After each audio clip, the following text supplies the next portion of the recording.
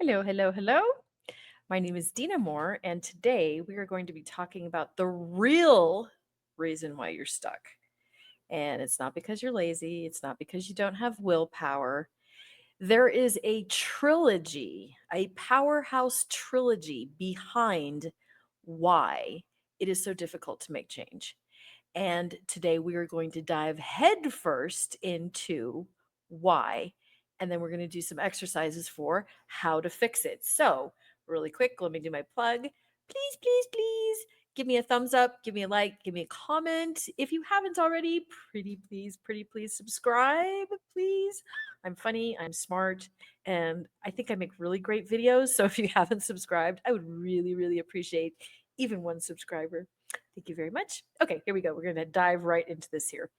So I want you to imagine a person named Sarah. We're going to call this person Sarah. And, maybe she's looking at this brand new gym membership card that she just got, and she's looking at the scale. And then what do we know happens? Well, this is Sarah. And every January, she does the same thing. She joins the gym. She buys the new workout clothes, she downloads the fitness app, and by March, she's back on the couch, feeling worse about herself than before. Sound familiar? Well, here's what people will commonly say about Sarah: she's lazy, she lacks motivation, she lacks willpower. And that is not true. The truth is, Sarah is trapped in what I call the trilogy of stuckness.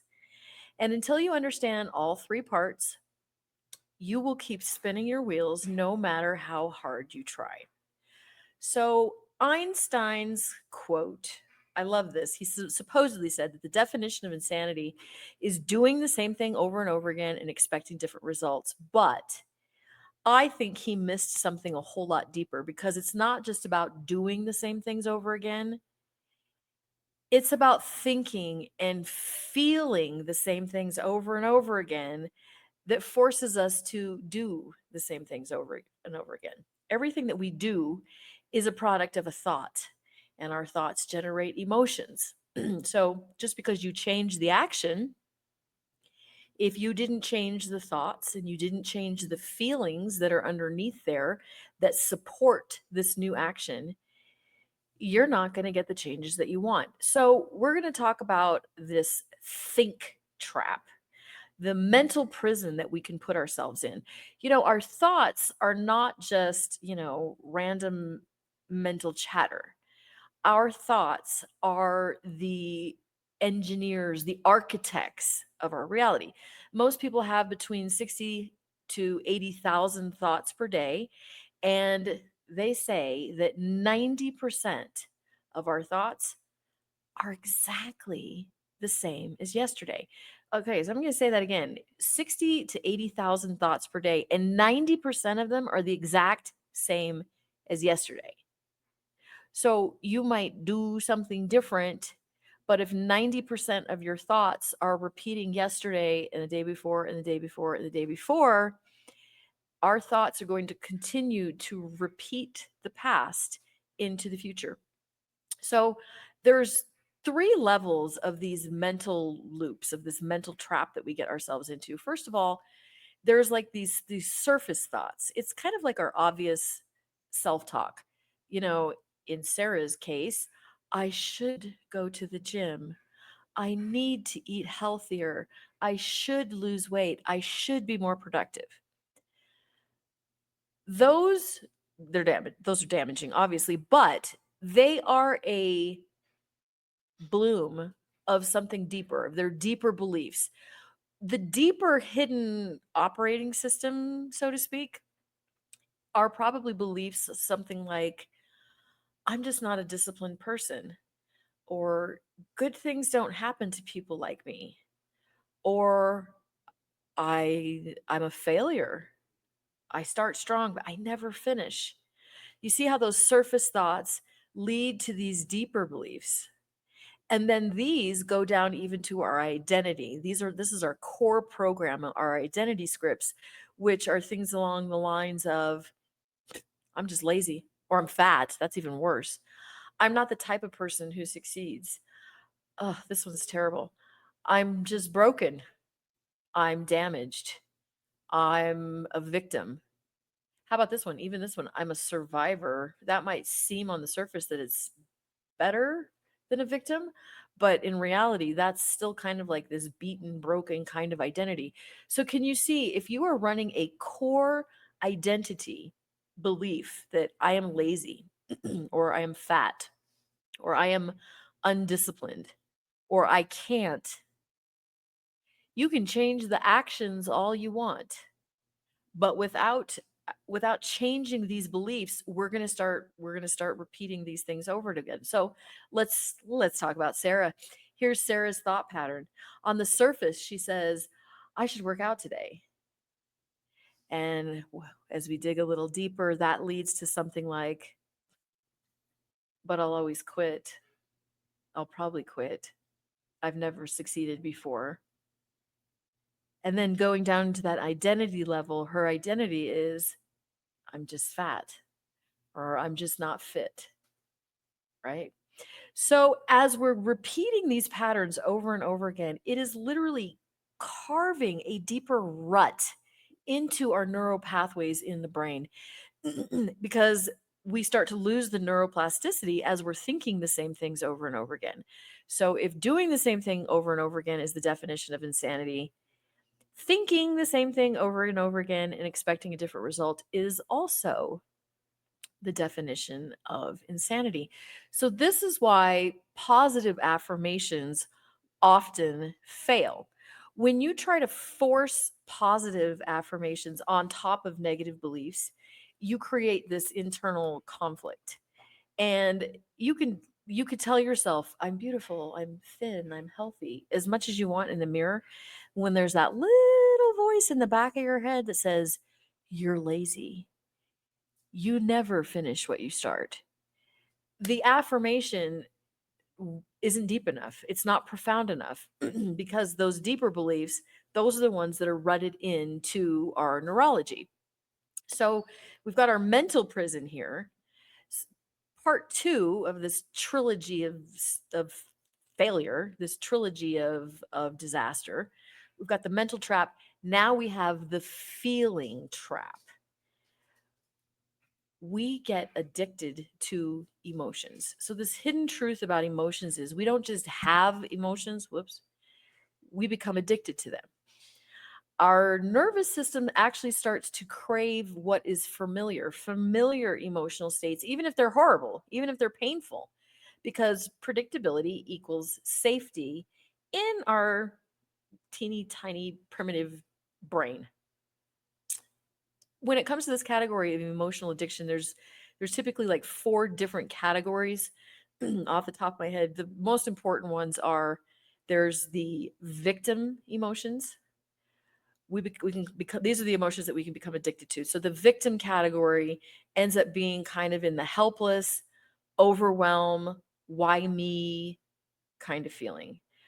Why would we become addicted to those? Well, actually, it kind of gives us an excuse. It can get us some sympathy and attention, helps us avoid responsibility, and we can become addicted to this category of victim emotions. There is the family of control emotions, anger, frustration, anxiety. These help us kind of create like this false sense, this illusion of control. They keep us hyper vigilant. It can make us feel productive even when we're not. The third category is, I call it the superiority category. These emotions are in the category of judgment, righteousness, comparison. And what do these do for us? Well, protects our ego, helps us avoid vulnerability. And what it also does is help us maintain a false sense of worth. And then number four, there's the numbness category. So this is kind of like these feelings of disconnect, apathy, whatever. And this is actually to help us avoid pain and disappointment. Doesn't require a lot of energy. And prevents failure because there's no participation. So let's talk really quickly about Sarah and her gym, and let's talk about her emotional loop that she's in. So poor little Sarah, this is her emotional loop. She gets jazzed, she gets excited because she's starting a new routine. She's got her new clothes, she's all excited. Then she starts to feel kind of overwhelmed when it gets hard. As this overwhelm kicks in, it kind of leads to shame because she quit. Then she feels hopeless because she always fails. And then she gets another hope. She sees another program, there's another diet, there's another whatever, right? And then she gets excited. And then she gets overwhelmed. And then she gets shamed and she feels hopeless. And then she gets excited. And it's an emotional loop. The biochemical reality is that every emotion triggers a specific chemical release. It would, like, for example, if you're addicted to stress, your body literally withdraws when you try to relax. If you're addicted to drama, peace feels boring and uncomfortable. And this is why just think positive doesn't work. If you try to think differently without processing those underlying emotions, the unresolved feelings they sabotage whatever new thought you're trying to install. You have to feel your way through it, not around it. So we've got the mental trap, we've got the emotional addiction that we've got, and then we've got the do trap. The do trap. And this is why behavior change alone fails. Most self help focuses on action because actions are visible and they're measurable. But behavior is just the tip of the iceberg. It's the natural output of all this iceberg under here, which is the thoughts and the feelings. And this is why willpower is a myth. Willpower is like a muscle that gets tired. When your thoughts and feelings are pulling in one direction and pulling in the opposite direction, trying to force action is exhausting and it's not sustainable. So, here are three of the most common behavior traps that we see. Surface solutions. This is like changing what we do without doing the work, without doing the inner work. So, we have the new gym routine, but deep down inside, we still think we're lazy. We get a new diet, but we're still addicted to the emotional satisfaction that comes from eating. There's a new productivity system or something, but we still have the same beliefs about our own abilities. So we've got surface solutions. We have all or none thinking, perfect or failure. So missing one workout means I've ruined everything. One bad meal becomes binging whenever you want. One unproductive day becomes proof that you're a loser. This black or white, all or none, that is totally sabotaging and not what we're going for here.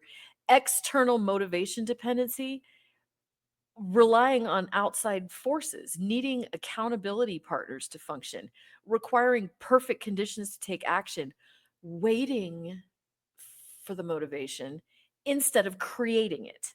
This whole channel is about creating your life, about becoming the creator of your reality, which means you're creating yourself, the version of yourself that you want. Poor Sarah, she keeps trying new fitness programs, but her actions are really driven by shame and the belief that she needs to fix herself, that she's not good enough. So the behavior is actually reinforcing the problem. You see why we can't just do something different? We have to think and we have to feel, and then we are in harmony. We are a single unit that becomes successful. So, we're going to talk really briefly here about some action steps that you can take to work with all three. This Trinity approach of all of these three, our thoughts, our feelings, and our actions. because this is when the real change happens. So the first step is to become aware of the cycle without judgment. This is important. You can't change something if you don't know what it is. So for the thoughts, start noticing the mental chatter and don't try to change it. I don't want to, no changing. We're just noticing what it is first.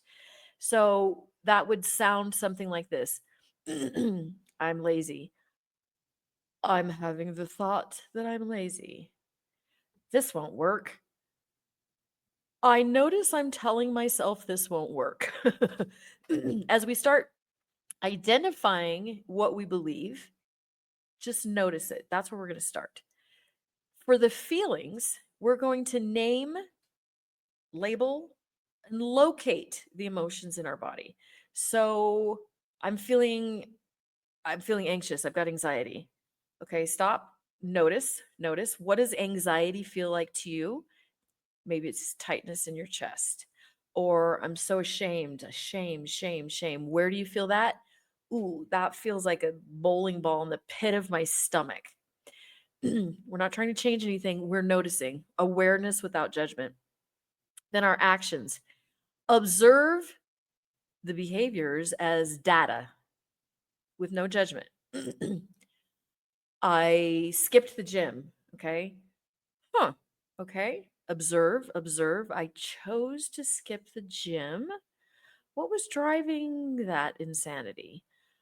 I ate the whole bag of chips. Hmm. What was I really hungry for? You see, we're noticing what your cycle is. Step 2, we want to interrupt the pattern. So we question the story. Is this thought helping me or hurting me? What would I think if a friend was telling me this exact same thing? How about this one? What's the smallest step I could take that aligns with who I want to become?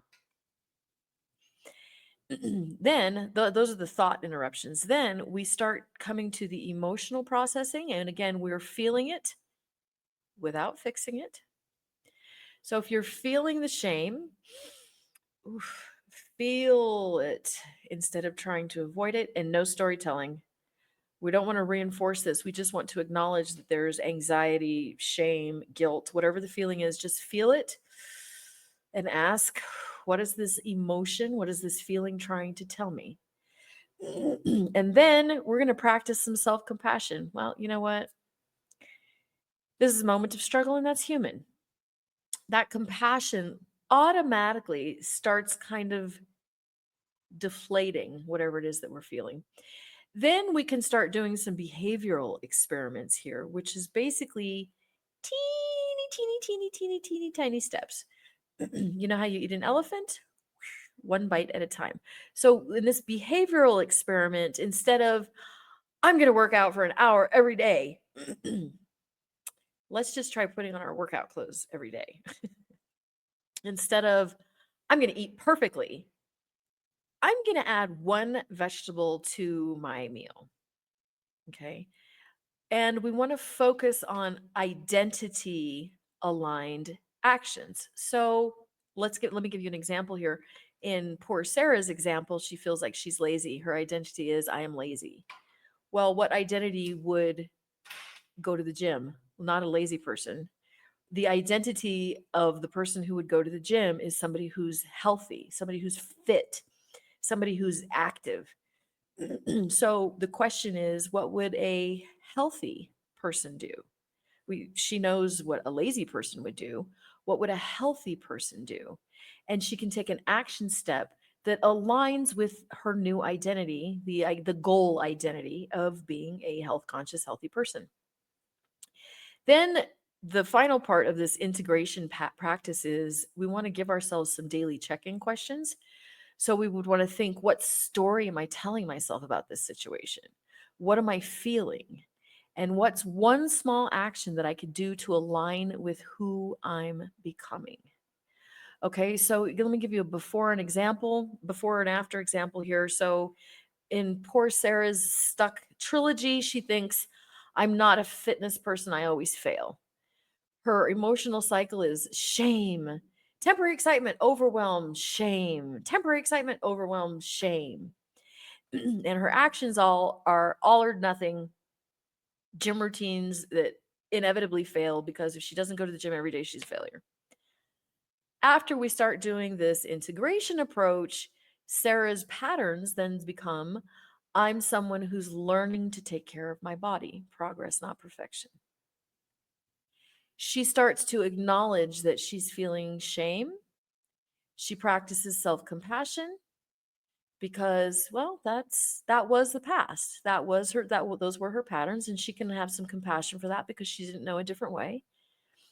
And then she can celebrate her wins. And then in the action step, maybe she needs to just commit to 10 minutes of movement a day and focus on how she feels rather than how she looks. If her goal is to lose 100 pounds, well, let's lose 5.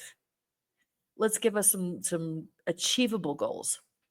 So what would happen in this scenario? Well, instead of dramatic January goals followed by colossal March failures, now we have goal setting that's sustainable and that actually is in harmony with you.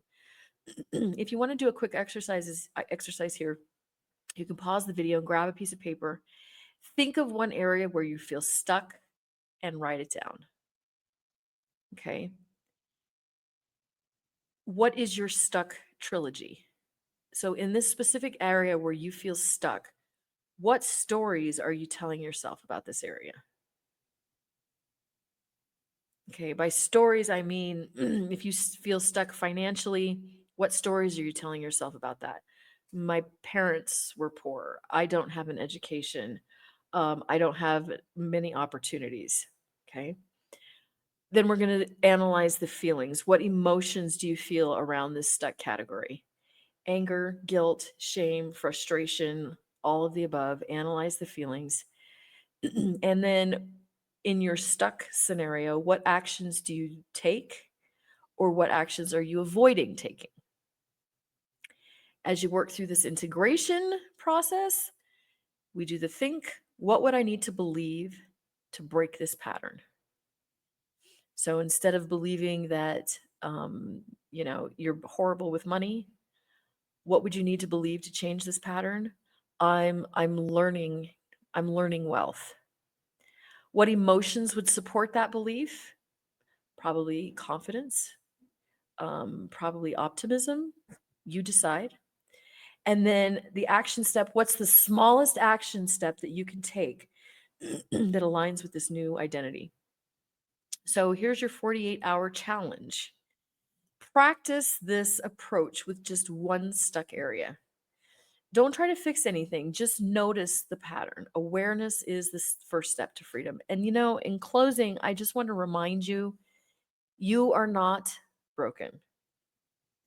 You're not lacking willpower. You're stuck in this trilogy that made sense at some point. Actually, a lot of our trilogies were a random throw of the dice that all got thrown together. Maybe it made sense, maybe it doesn't, but it doesn't serve you. That's the main point. Real change isn't about forcing yourself to do different things. It's becoming the kind of person who naturally thinks, feels, and acts in alignment with who you want to be. So, the trilogy of stuckness, think, feel, do, can also become your trilogy of transformation, but only when you start working with all 3 of these together. Okay, so please, please, please, with a cherry on top, leave me some comments because I want to know what challenges that you've had with this. I want to know what questions that you might have. I will make a video just for you, especially if you subscribe now. All right. Thank you so much for joining me. I look forward to your comments and I will talk to you soon.